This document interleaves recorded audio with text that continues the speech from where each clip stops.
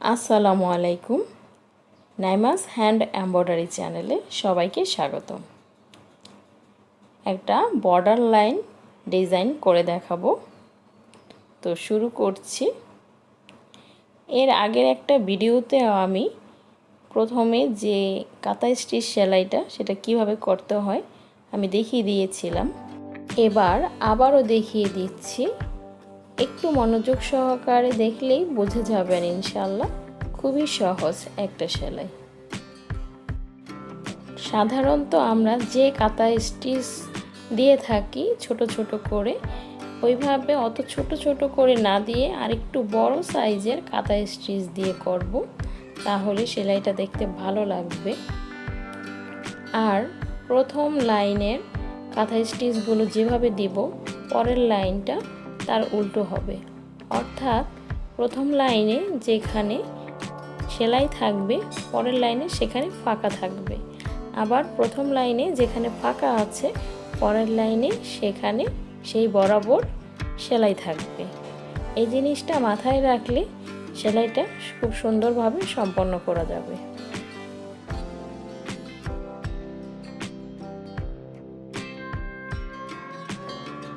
তো এবার আমি পরের লাইনটাও দেখিয়ে দিচ্ছি। একটু মনোযোগ সহকারে দেখলে হয়ে যাবে, খুবই সহজ।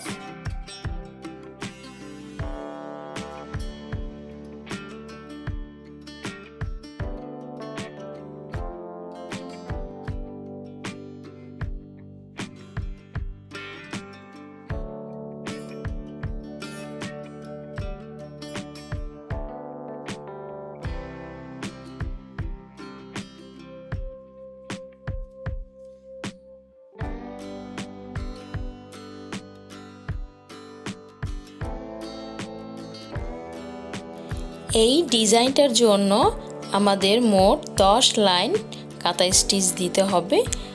আর কিভাবে দিয়েছি সেটা তো দেখতেই পাচ্ছেন। এবার এই কাঁথা স্টিচের ভেতর দিয়ে ডিজাইন করে আমরা পুরো কাজটা সম্পন্ন করব। চলে আসলাম আমরা সেলাইতে।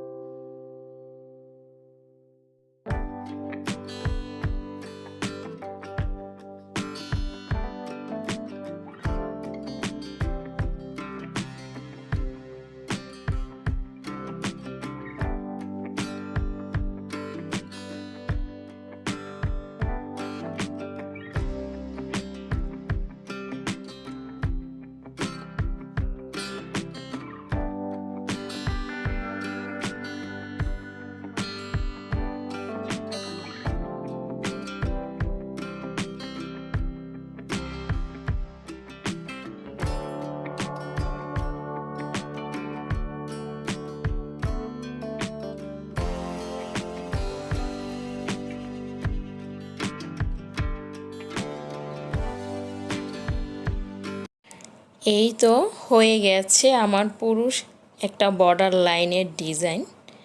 আশা করছি আপনাদের কাছে ভালো লেগেছে, আর ভালো লাগলে অবশ্যই আমার চ্যানেলটাকে সাবস্ক্রাইব করে রাখবেন। আর যারা অলরেডি এই কাজটা করে ফেলেছেন তাদেরকে অসংখ্য ধন্যবাদ। আজ এ পর্যন্তই।